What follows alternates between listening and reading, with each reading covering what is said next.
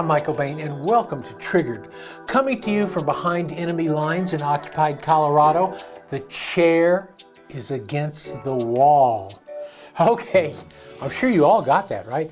In any case, let's talk America's Rifle Challenge. The NRA's America's Rifle Challenge, the first big regional championship, is going to be taking place in South Dakota on the Peter Lean and Sons range, spectacular range. I've kind of been following that range as it's been put in place. It's one of the great state ranges. So we'll have the ARC Regional Championships there. That's the first weekend of August, August 1 and 2. So it's coming up. It's only a couple of weeks out. Even if you say, wow, I've never shot an AR match before, give it a try. I'll be there. This is my match rifle. I'll have it with me. You're welcome to borrow it at any time.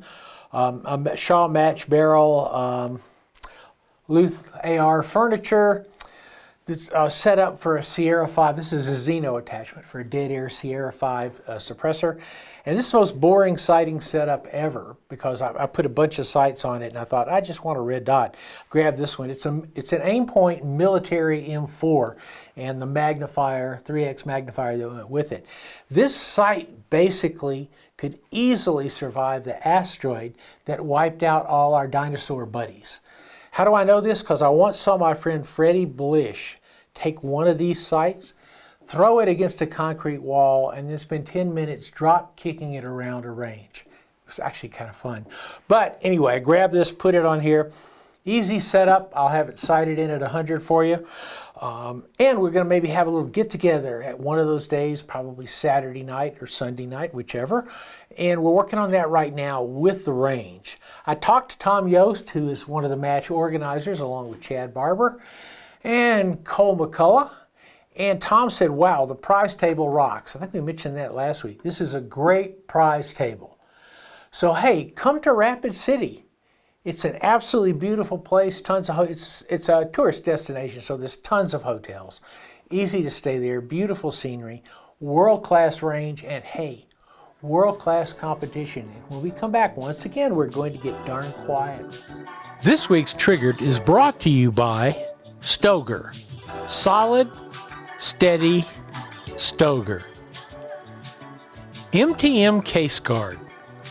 Quality shooting sports accessories. Hunter's HD Gold. They change so you don't have to. Luth AR. Are you ready? Genuine US made AR parts. And America's Rifle Challenge, the NRA's newest AR sport. Welcome back to Triggered, and yes, the little monster is almost finished. This is a great looking gun. It's also a great shooting gun. We've been talking about it over the years as we built it up and rebuilt it and built it back. Originally, you remember Ruger Charger, and this is a Vanquish from Angstad Arms. That's in it. We showed you the internally suppressed barrel. So there's holes in this Shaw match barrel all through it.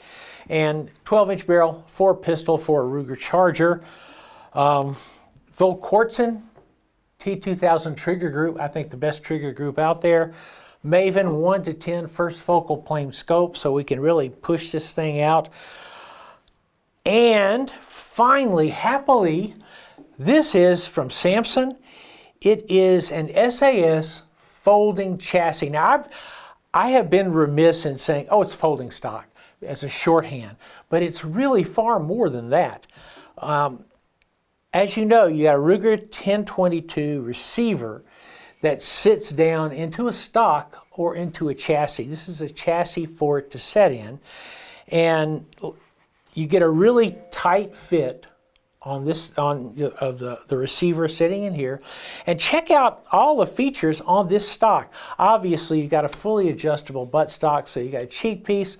You can change the length of the stock. It's really easy folding. Forward here, you've got plenty of M-LOK, various and sundry things. In addition, there's a second rail. Like this, the Charger has a fairly long rail on it because of some other stuff we were doing with it. But if you want, you can run this rail here, and it can carry a thermal. It can carry Actually, you can carry like a red dot sight, no problem at all. Now, I started shooting this, and I'm very happy, actually. At each stage of the process, I've taken it out just briefly, shot it on steel, using, going through a couple of magazines. And so far, I could not be happier with it. This is what I've been using to kind of dial everything in. This is a CCI Clean 22 for suppressors. I really like the idea of a 22 ammunition that's clean and subsonic, because 22 ammunition is really dirty. It's the only ammunition left in America still like lubricated with horse dung or whatever. But I've been using these CCIs. I'm pretty happy with them. If I was going to go out and shoot, say, a rimfire challenge match with this as a rifle, which I actually don't think there's any class this works in, plus the timer wouldn't pick it up, but I'd be very happy with 22 CCI.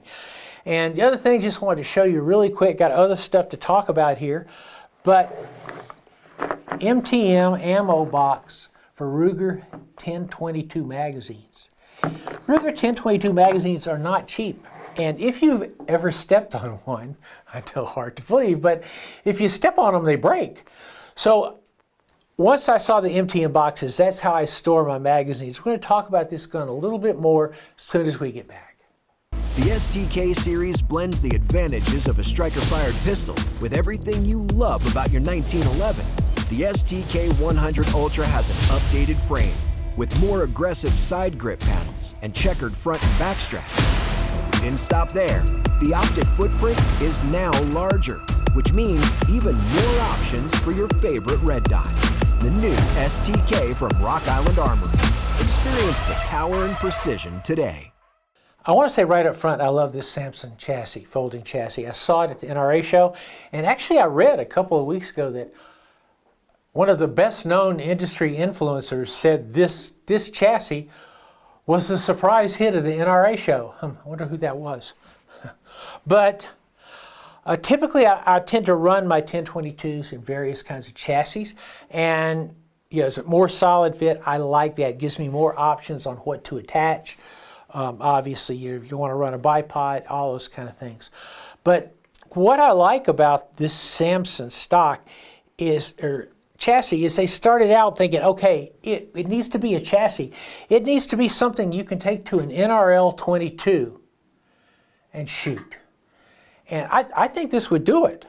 This is as solid, as sturdy as my other chassis that I use on my competition guns. I'm going to go back to NRL 22 because it's kind of fun. But this is a great job, Samson. Absolutely great job on putting this together. As I mentioned to you, obviously it's a worn scope, and the Maven is setting up just a little high, but I said, hey, it doesn't matter because of this adjustable cheek piece, and it's now set exactly where I want it. Now you think, well, he finally finished. The years pass and finally he creeps across the finish line. How could there be anything else he might want to change on this gun? Scott Vilkortsen, at Vilkortsen, he makes some of the finest parts in the world, obviously. I mentioned this trigger group because I use it on an awful lot of my 22s.